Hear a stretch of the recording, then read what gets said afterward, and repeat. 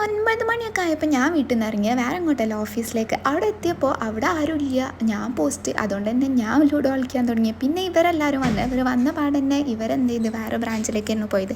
പിന്നെ ഒരു ഉച്ചക്കായപ്പോഴാണ് ഇവരെല്ലാവരും കൂടി വന്നത്. പിന്നെ ഈ ഒരു മുതലിനെ പറ്റി ഞാൻ പറയുകയാണെന്നുണ്ടെങ്കിൽ ഈ ചിരി ഒന്നും നോക്കണ്ട. ഇന്നലെ വരെ എൻ്റെ വ്ളോഗിന് കളിയാക്കിയ ആളാണ്.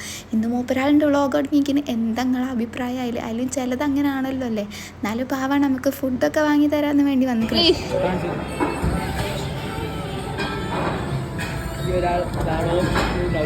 ഫാൻസ് ഫോട്ടോ വരച്ചു കൊടുത്തതിന്റെ സന്തോഷം കരിയണ് കഴിച്ചു.